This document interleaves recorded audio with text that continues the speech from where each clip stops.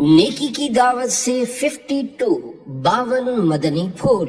الحمدللہ رب العالمین والصلاة والسلام علی خاتم النبیین، اما بعد فاعوذ باللہ من الشیطان الرجیم، بسم اللہ الرحمن الرحیم۔ امیر اہل سنت دامت برکاتہ العالیہ کی کتاب نیکی کی دعوت سے چند احادیث مبارکہ اور فرامین بزرگان دین کا مجموعہ۔ نیکی کی دعوت سے 52 مدنی پھول۔ دعائے اتار، یا اللہ پاک جو کوئی 14 صفحات کا رسالہ نیکی کی دعوت سے 52 مدنی پھول پڑھ یا سن لے، اسے خوب نیکیاں کرنے اور گناہوں سے بچنے کی توفیق عطا فرما، اور اس کی ماں باپ اور خاندان سمیت بے حساب بخشش فرما، آمین بجاہ خاتم النبیین صلی اللہ علیہ وآلہ وسلم۔ درود شریف کی فضیلت۔ فرمانے آخری نبی صلی اللہ علیہ وآلہ وسلم، بے شک اللہ پاک نے ایک فرشتہ میری قبر پر مقرر فرمایا ہے جسے تمام مخلوق کی آوازیں سننے کی طاقت عطا فرمائی ہے۔ قیامت تک جو کوئی مجھ پر درود پاک پڑھتا ہے تو وہ مجھے اس کا اور اس کے باپ کا نام پیش کرتا ہے، کہتا ہے فلاں بن فلاں نے آپ صلی اللہ علیہ وآلہ وسلم پر درود پاک پڑھا ہے۔ صلو علی الحبیب صلی اللہ علی محمد۔ نمبر 1، علم دین سیکھنے اور سکھانے کی فضیلت۔ اللہ پاک نے حضرت موسیٰ کلیم اللہ علیہ السلام کی طرف وحی فرمائی، بھلائی کی باتیں خود بھی سیکھو اور دوسروں کو بھی سکھاؤ، میں بھلائی سیکھنے اور سکھانے والوں کی قبروں کو روشن فرماؤں گا تاکہ ان کو کسی قسم کی وحشت نہ ہو۔ نمبر 2، نیکی کی دعوت دینے اور برائی سے منع کرنے کی فضیلت۔ بارگاہ خداوندی میں ایک بار حضرت موسیٰ کلیم اللہ علیہ السلام نے عرض کی، یا اللہ پاک، جو اپنے بھائی کو نیکی کا حکم کرے اور برائی سے روکے اس کی جزا کیا ہے؟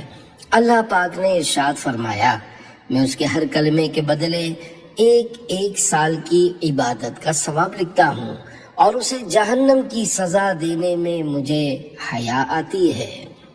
نمبر 3، مسجد آباد کرنے کے فضائل پر 3 فرامین مصطفیٰ صلی اللہ علیہ وآلہ وسلم۔ نمبر 1، بے شک اللہ پاک کے گھروں کو آباد کرنے والے ہی اللہ والے ہیں۔ نمبر 2، جو مسجد سے محبت کرتا ہے اللہ پاک اسے محبوب بنا لیتا ہے۔ نمبر 3، جب کوئی بندہ ذکر یا نماز کے لیے مسجد کو ٹھکانہ بنا لیتا ہے تو اللہ پاک اس کی طرف رحمت کی نظر فرماتا ہے، جیسا کہ جب کوئی غائب آتا ہے تو اس کے گھر والے اس سے خوش ہوتے ہیں۔ نمبر 5، ریاکاری اور دکھاوے کی نحوست۔ فرمانے آخری نبی صلی اللہ علیہ وآلہ وسلم، اللہ پاک اس عمل کو قبول نہیں کرتا جس میں رائی کے دانے کے برابر بھی ریا یعنی دکھاوا ہو۔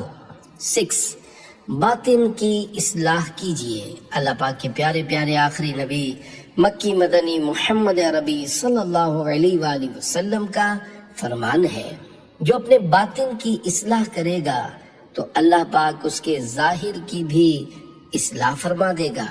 7، ناپسندیدہ کاموں سے بچو۔ حضور اکرم صلی اللہ علیہ وآلہ وسلم نے فرمایا، جو کام لوگوں کے سامنے کرنا ناپسند کرتے ہو وہ تنہائی میں بھی نہ کیا کرو۔ 8، جھگڑا نہ کیجیے۔ اللہ پاک کے سچے نبی صلی اللہ علیہ وآلہ وسلم نے فرمایا، جو حق پر ہونے کے باوجود جھگڑا نہیں کرتا میں اس کے لیے جنت کے اندرونی کنارے میں ایک گھر کا ضامن ہوں۔ 9، سب سے اچھا کون؟ بارگاہ رسالت صلی اللہ علیہ وآلہ وسلم میں عرض کیا گیا، لوگوں میں سب سے اچھا کون ہے؟ فرمایا، لوگوں میں سے وہ شخص سب سے اچھا ہے جو کثرت سے قرآن کریم کی تلاوت کرے، زیادہ متقی ہو، سب سے زیادہ نیکی کا حکم دینے اور برائی سے منع کرنے والا ہو، اور سب سے زیادہ صلہ رحمی یعنی رشتہ داروں کے ساتھ اچھا برتاؤ کرنے والا ہو۔ 10، تلاوت قرآن کریم کی فضیلت۔ ہمارے پیارے آقا صلی اللہ علیہ وآلہ وسلم نے فرمایا قیامت کے دن قرآن پڑھنے والا آئے گا تو قرآن عرض کرے گا یا رب اسے حلہ یعنی جنت کا لباس پہنا، تو اسے کرامت کا حلہ یعنی بزرگی کا جنتی لباس پہنایا جائے گا۔ پھر قرآن عرض کرے گا یا رب اس میں اضافہ فرما، تو اسے کرامت کا تاج پہنایا جائے گا۔ پھر قرآن عرض کرے گا یا رب اس سے راضی ہو جا، تو اللہ پاک اس سے راضی ہو جائے گا۔ پھر اس قرآن پڑھنے والے سے کہا جائے گا قرآن پڑھتا جا اور جنت کے درجات طے کرتا جا، اور ہر آیت پر اسے ایک نعمت عطا کی جائے گی۔ 11 روزی میں برکت کا وظیفہ۔ اللہ پاک کے سچے نبی صلی اللہ علیہ وآلہ وسلم نے فرمایا جسے یہ پسند ہو کہ اس کی عمر اور رزق میں اضافہ کر دیا جائے تو اسے چاہیے کہ اپنے والدین کے ساتھ اچھا برتاؤ کرے اور اپنے رشتہ داروں کے ساتھ صلہ رحمی کیا کرے۔ 12 اچھی سوچ کی برکت۔ مصطفیٰ جان رحمت صلی اللہ علیہ وآلہ وسلم نے فرمایا حسن الظن من حسن العبادہ، یعنی حسن ظن عمدہ عبادت سے ہے۔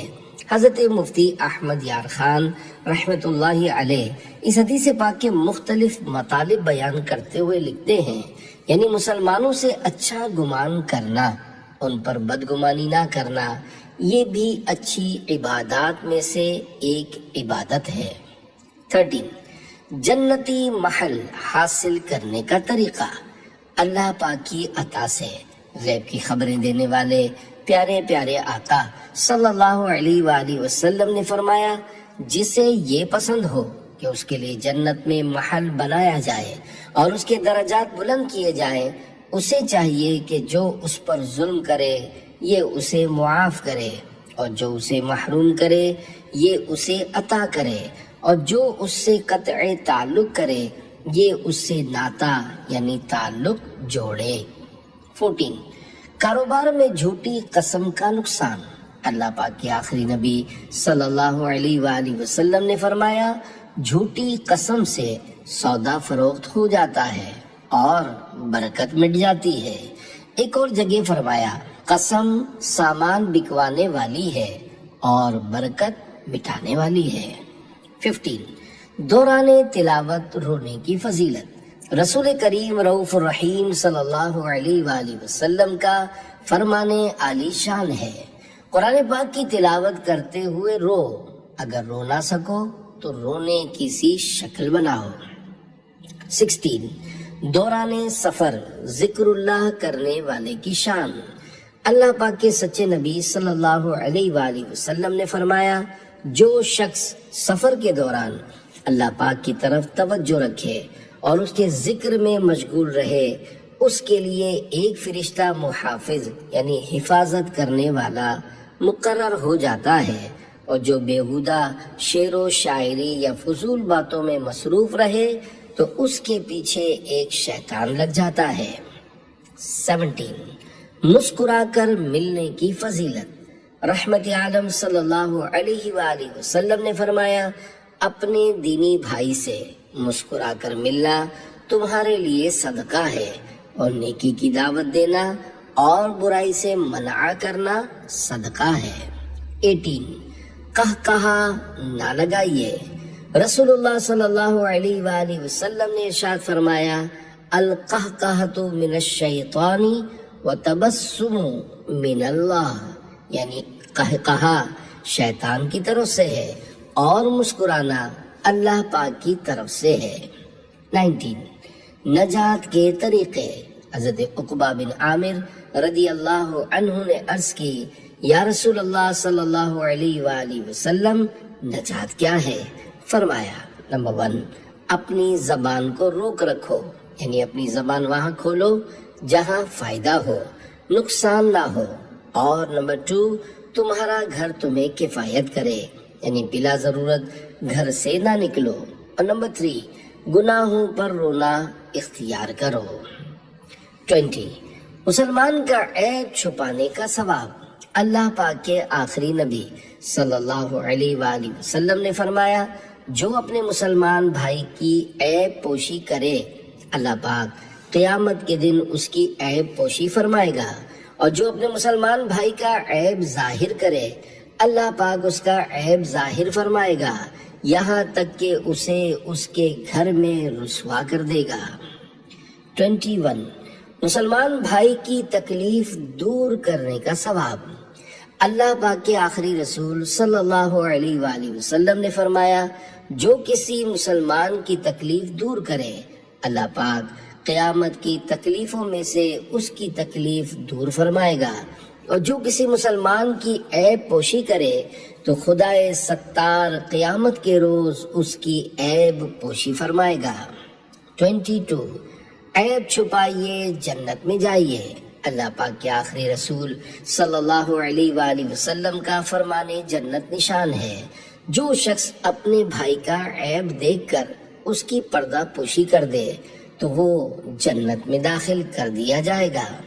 23 خوف خدا میں رونے کی فضیلت۔ اللہ پاک کے محبوب صلی اللہ علیہ وآلہ وسلم نے ارشاد فرمایا، جس مومن کی آنکھوں سے اللہ پاک کے خوف سے آنسو نکلتے ہیں اگرچہ مکھی کے سر کے برابر ہوں، پھر وہ آنسو اس کے چہرے کے ظاہری حصے کو پہنچے تو اللہ پاک اسے جہنم پر حرام کر دیتا ہے۔ 24 فرمانے آخری نبی صلی اللہ علیہ وآلہ وسلم، جہاں بھی رہو اللہ پاک سے ڈرتے رہو اور گناہ کے بعد نیکی کر لیا کرو کہ وہ نیکی اس گناہ کو مٹا دے گی، اور لوگوں کے ساتھ حسن اخلاق سے پیش آؤ۔ 25 دیندار عورت سے نکاح کی ترغیب۔ فرمان مصطفیٰ صلی اللہ علیہ وآلہ وسلم، عورت سے نکاح 4 باتوں کی وجہ سے کیا جاتا ہے، یعنی نکاح میں ان کا لحاظ ہوتا ہے۔ نمبر 1 مال، نمبر 2 حسب، نمبر 3 جمال، نمبر 4 دین، اور تو دین والی کو ترجیح دے۔ 26 اپنے مرحومین کو ایصال ثواب کرے۔ مردے کا حال قبر میں ڈوبتے ہوئے انسان کی مانند ہے کہ وہ شدت سے انتظار کرتا ہے کہ باپ یا ماں یا بھائی یا کسی دوست کی دعا اس کو پہنچے، اور جب کسی کی دعا اسے پہنچتی ہے تو اس کے نزدیک وہ دنیا و ما فیہا، یعنی دنیا اور اس میں جو کچھ ہے سے بہتر ہوتی ہے۔ اللہ پاک قبر والوں کو ان کے زندہ متعلقین کی طرف سے ہدیہ کیا ہوا ثواب پہاڑوں کی مانند عطا فرماتا ہے۔ زندوں کا ہدیہ یعنی تحفہ مردوں کے لیے دعائے مغفرت کرنا ہے۔ 27 نکاح کی برکت۔ جب تم میں کوئی نکاح کرتا ہے تو شیطان کہتا ہے، ہائے افسوس، ابن آدم نے مجھ سے اپنا 2/3 2/3 دین بچا لیا۔ 28 گناہ سے منع نہ کرنے کا نقصان۔ سرکار صلی اللہ علیہ وآلہ وسلم نے ارشاد فرمایا، اللہ پاک کی قسم، تم ضرور نیکی کا حکم دیتے رہو اور گناہوں سے منع کرتے رہو، اور ظالم کو ظلم سے روکتے رہو، اور اس کو حق بات کی طرف کھینچ کر لاتے رہو، ورنہ اللہ پاک تمہارے دل بھی خلط یعنی نافرمانوں کی نحوست سے انہی جیسے کر دے گا، اور تم پر بھی لعنت فرمائے گا جیسے ان پر لعنت فرمائی۔ 29 وضو کے بعد سورۃ القدر پڑھنے کی فضیلت۔ حدیث مبارکہ میں ہے، جو وضو کے بعد 1 مرتبہ سورہ قدر پڑھے تو وہ صدیقین میں سے ہے، اور جو 2 مرتبہ پڑھے تو شہداء میں شمار کیا جائے، اور جو 3 مرتبہ پڑھے گا تو اللہ پاک میدان محشر میں اسے اپنے انبیاء کے ساتھ رکھے گا۔ 30 مال زیادہ حساب زیادہ۔ فرمانے حضرت عبداللہ بن عمیر رحمۃ اللہ علیہ، جتنا مال زیادہ ہوگا اتنا حساب زیادہ ہوگا۔ 31 لوگوں کو نفع پہنچانا۔ اللہ پاک کے پیارے پیارے آخری نبی صلی اللہ علیہ وآلہ وسلم نے ارشاد فرمایا، مومن سے الفت کی جاتی ہے اور اس میں کوئی بھلائی نہیں جو نہ کسی سے الفت رکھے نہ اس سے الفت کی جائے، اور لوگوں میں سے بہتر وہ ہے جو لوگوں کو نفع پہنچائے۔ 32 اچھی زندگی گزارنی ہے تو نیکی کی دعوت دیجیے۔ مسلمانوں کے پہلے خلیفہ حضرت ابو بکر صدیق رضی اللہ عنہ فرماتے ہیں، اے لوگو، بھلائی کا حکم دو، برائی سے منع کرو، تمہاری زندگی بخیر گزرے گی۔ 33 اچھائی اور برائی میں فرق کیجیے۔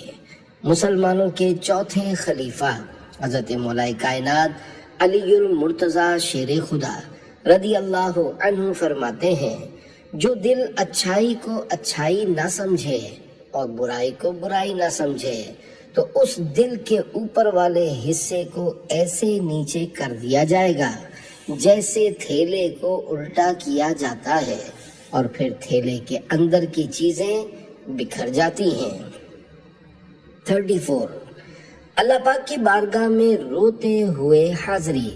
مسلمانوں کے چوتھے خلیفہ حضرت مولا کائنات علی المرتضی شیر خدا رضی اللہ عنہ فرماتے ہیں، جب تم میں سے کسی کو خوف خدا سے رونا آئے تو وہ آنسو کو کپڑے سے صاف نہ کرے بلکہ رخساروں پر بہہ جانے دے کہ وہ اسی حالت میں اللہ پاک کی بارگاہ میں حاضر ہوگا۔ 35 1000 سونے کے سکے صدقہ کرنے سے بہتر۔ حضرت عبداللہ بن عمرو بن عاص رضی اللہ عنہما نے فرمایا، اللہ پاک کے خوف سے آنسو کا ایک قطرہ بہنا میرے نزدیک 1000 دینار صدقہ کرنے سے بہتر ہے۔ 36 خوف خدا میں بہنے والے آنسوؤں کی برکت۔ عظیم تابعی بزرگ حضرت محمد بن منقدر رحمت اللہ علیہ جب روتے تو اپنے چہرے اور داڑھی پر آنسو مل لیتے اور فرماتے کہ مجھے معلوم ہوا ہے کہ آگ اس جگہ کو نہ چھوئے گی جہاں خوف خدا سے نکلنے والے آنسو لگے ہوں۔ 37 بدگمانی نہ کرو۔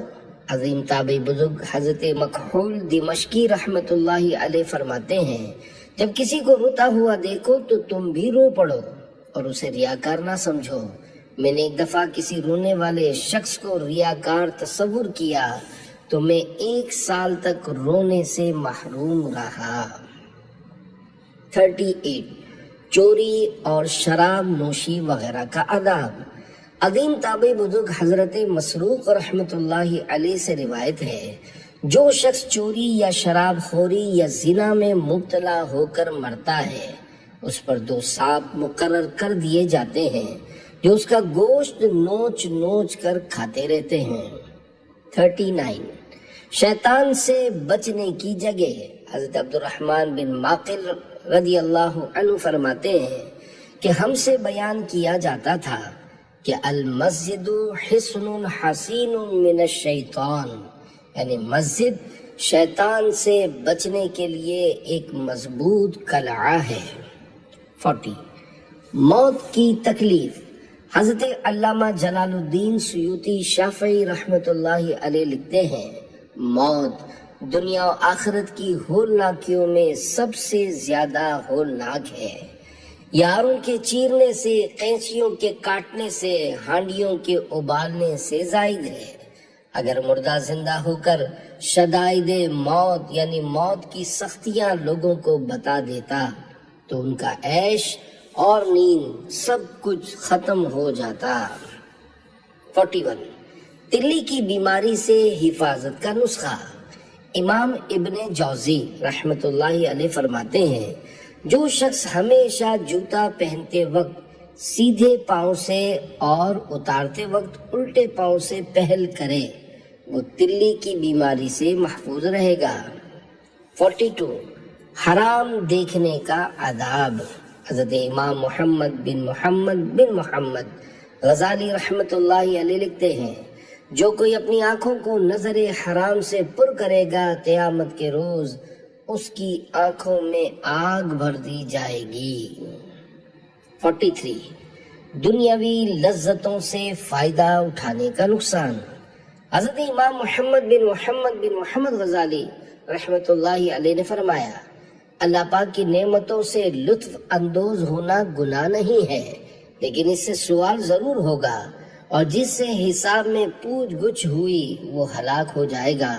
اور جو آدمی دنیا میں مباح چیزوں کو استعمال کرتا ہے، اگرچہ اسے قیامت میں اس پر عذاب نہیں ہوگا، لیکن اسی مقدار میں آخرت کی نعمتیں کم ہو جائیں گی۔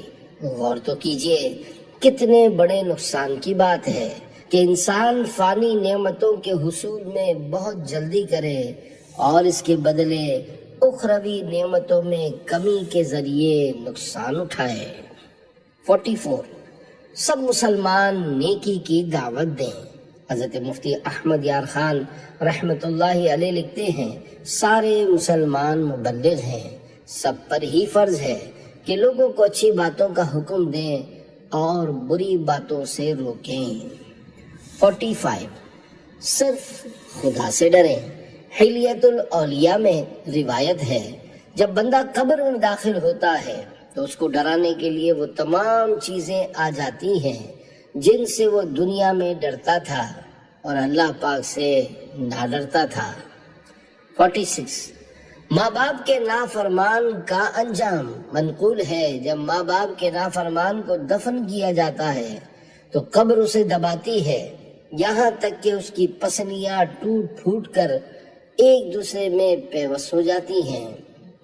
47 اللہ پاک کی نعمت۔ حضرت امام حسن بصری رحمۃ اللہ علیہ فرماتے ہیں، جو فقط کھانے پینے اور لباس ہی کو اللہ پاک کی نعمت سمجھے تو یقیناً اس کا علم کم ہے۔ 48 بصرہ کی ہر گلی سے تلاوت کی آواز آتی تھی۔ امام محمد بن محمد غزالی رحمۃ اللہ علیہ لکھتے ہیں، کسی زمانے میں بصرہ کی ہر گلی سے ذکر الہی اور تلاوت قرآن کریم کی آوازیں بلند ہوتی تھیں، اور اس طرح لوگوں کو ذکر و اذکار کی رغبت ملتی تھی۔ 49 جو ہونا ہے ہو کر رہے گا۔ حضور پاک صلی اللہ علیہ وآلہ وسلم کا فرمان عالی شان ہے، اگر تم میں سے کوئی شخص کسی ایسی سخت چٹان میں کوئی عمل کرے جس کا نہ تو کوئی دروازہ ہو اور نہ ہی روشن دان، تب بھی اس کا عمل ظاہر ہو جائے گا، اور جو ہونا ہے ہو کر رہے گا۔ 50 اچھوں کی نقل بھی اچھی ہوتی ہے۔ اچھی نیتوں کے ساتھ اللہ والوں کی نقالی میں یقیناً برکت ہی برکت ہے، اور کیوں نہ ہو کہ کائنات کے تمام اللہ والوں کے سردار مدینے کے تاجدار صلی اللہ علیہ وآلہ وسلم کا فرمان مشک بار ہے، البرکت مع اکابرکم، یعنی برکت تمہارے بزرگوں کے ساتھ ہے۔ 51 اس نامہ اعمال کو پھینک دو۔ حضرت علامہ شیخ عبدالحق محدث دہلوی رحمۃ اللہ علیہ فرماتے ہیں، روایت میں آتا ہے جب فرشتے بندوں کے اعمال ناموں کو آسمانوں پر لے کر جاتے اور دربار الہی میں پیش کرتے ہیں تو اللہ پاک فرماتا ہے، القی تلک الصحیفۃ، القی تلک الصحیفۃ، یعنی اس نامہ اعمال کو پھینک دو، اس نامہ اعمال کو پھینک دو۔ فرشتے عرض کرتے ہیں، یا اللہ تیرے اس بندے نے جو نیک اعمال کیے ہیں ان کو ہم نے دیکھ اور سن کر لکھا ہے۔ اللہ پاک ارشاد فرماتا ہے، لم یرد وجہی، یعنی اس بندے نے ان اعمال میں میری رضا کی نیت نہیں کی تھی۔ 52 جہنم میں لے جانے کا حکم ہوگا۔ منقول ہے کہ قیامت کے دن ایک شخص کو اللہ پاک کی بارگاہ میں کھڑا کیا جائے گا، اللہ پاک اسے جہنم میں لے جانے کا حکم فرمائے گا، وہ عرض کرے گا، یا اللہ پاک مجھے کس لیے جہنم میں بھیجا جا رہا ہے؟ ارشاد ہوگا، نمازوں کو ان کا وقت گزار کر پڑھنے اور میرے نام کی جھوٹی قسمیں کھانے کی وجہ سے ہے۔